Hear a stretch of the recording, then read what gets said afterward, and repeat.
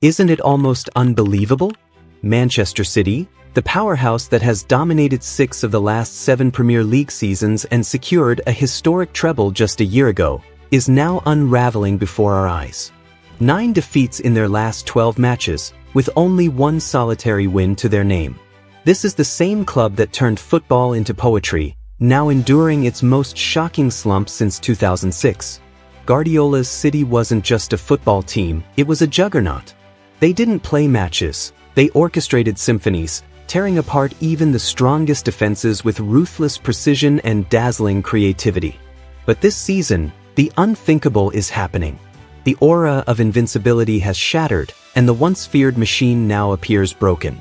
Where is the team that could carve defenses apart and every club feared to face? The one whose relentless movement and creativity made them unstoppable? Instead, we're witnessing defensive collapses, glaring mistakes, and a startling absence of the brilliance that once defined them. This isn't just a stumble. It feels like the foundation is shaking. So what's going on? Is this just the result of fatigue and injuries? Or could it be something far more calculated? A masterstroke strategy designed to outlast the storm? Let's delve into the theory that Manchester City's apparent collapse might be more intentional than we think. To understand the gravity of the current situation, we must first appreciate Pep Guardiola's record. With a managerial career that includes success at Barcelona, Bayern Munich, and Manchester City, Pep's trophy cabinet gleams with accolades, multiple league titles, domestic cups, and 2 UEFA Champions League trophies. Guardiola's positional playing philosophy, emphasizing fluid passing, positional discipline, and tactical intelligence, has revolutionized football. Since arriving at Manchester City in 2016, he's claimed 6 Premier League titles in 7 seasons, redefined records, and orchestrated what many regard as the best footballing side in Premier League history. Their historic treble-winning season of 2022-23 cemented his place among the all-time greats. Yet, every dynasty faces its challenges, and for City, this season has been uncharacteristically turbulent. A quick look at the Premier League table reveals something surprising. Manchester City has struggled to assert their dominance right from the start. They've lost to mid-level teams and shown uncharacteristic moments of weakness throughout the season. But the cracks go deeper than just their position on the table. The team's struggles have started to weigh heavily not just on the players and fans, but most noticeably on Pep Guardiola himself. The manager is enduring the toughest run of his career, and his frustrations were starkly visible during a recent Champions League clash against Feyenoord. Despite a 3-goal lead, City let it slip away, leaving Guardiola visibly agitated. Post-match, fans were shocked to see him at the press conference with scratches on his head and a cut on his nose. When asked about it, Guardiola made a startling comment, saying, "Pep, sorry to go off topic, but you've got a cut, and apparently some others." Yeah, with my finger here. My nail. He later apologized, clarifying it was an accidental remark not meant to trivialize the serious issue of self-harm. This moment captured the immense pressure Guardiola is under, reflecting how deeply City's struggles have unsettled even their usually composed leader.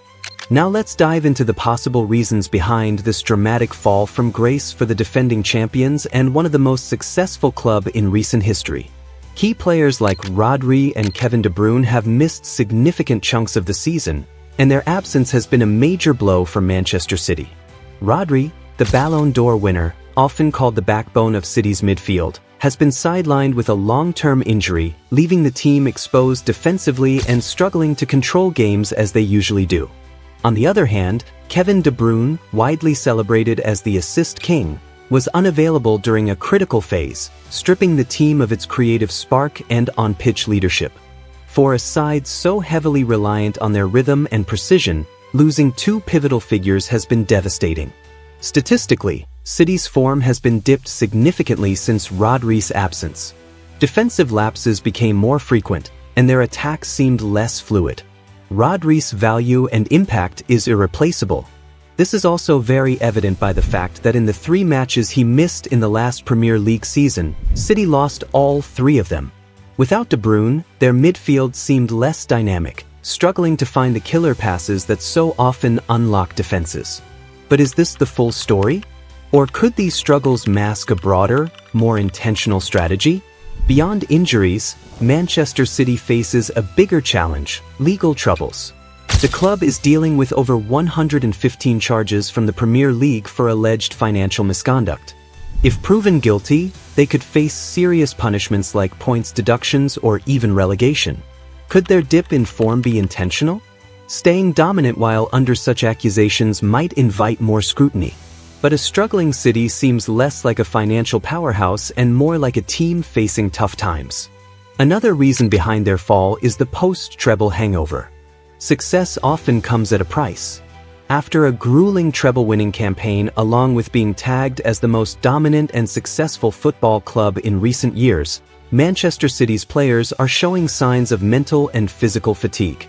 The intensity required to dominate 3 competitions took its toll, leaving key players struggling to rediscover their peak form.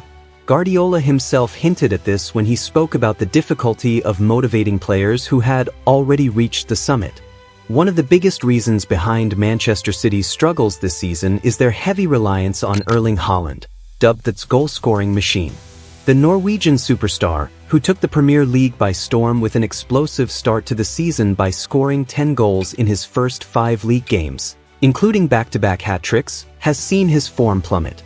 Since that blazing start, he has scored only 3 goals and was also overtaken by Mohamed Salah in the Golden Boot race last week.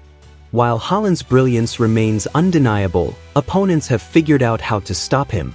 Cutting off his supply lines has left City's attack one-dimensional and vulnerable. Haaland's stats in the last 3 games tell the story: 0 goals, 1 shot on target, and just 19 passes completed in 270 minutes. In the 2-1 loss to Aston Villa, he had the fewest touches, 18, of any starting player. Across last 3 defeats to Villa, Manchester United, and Juventus, he also failed to complete a single dribble and lost possession 22 times. Even Haaland admits he's underperforming, saying, "First I'm looking at is myself. I haven't been doing things good enough. I haven't been scoring my chances and everything, so I have to do better. It's a lot on me, and I haven't been good enough." But it's not all on him. Guardiola's system, once built on teamwork and unpredictability, now seems overly dependent on Haaland's individual brilliance, making City easier to counter. This reliance on Haaland has become a double-edged sword. While his talent is unparalleled when in form, City's failure to adapt their tactics has turned their most potent weapon into a glaring weakness in one of their toughest seasons yet.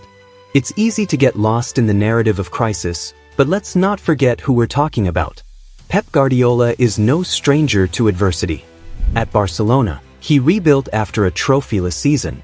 There he revolutionized football by deploying Lionel Messi in a false 9 role, a gamble that dismantled opponents and secured his team's dominance. At Bayern, he adapted to challenges and maintained dominance domestically. There he transformed Philipp Lahm from a fullback to a central midfielder, a decision that enhanced the team's dynamics and redefined Lahm's career. At City, he transformed a club known for inconsistency into a global powerhouse. Guardiola's philosophy isn't just about winning, it's about evolution. This season's struggles may well be the crucible that forges the next iteration of Manchester City's dominance. History suggests that when Pep is cornered, he emerges stronger. Manchester City may be stumbling, but don't mistake this for a fall. And as for Pep Guardiola, legends don't fade. They adapt, they rise again, and they continue to inspire. This chapter in City's story might be challenging, but it's far from the end of the book. So what do you think? Is Manchester City's poor form the result of injuries and legal distractions? Or is it a masterclass in psychological warfare, setting up for a stunning resurgence later in the second half of the season? Let us know in the comments. And if you love football's unpredictable drama, don't forget to like, share, and subscribe for more. This is football at its finest, raw, thrilling, and unforgettable.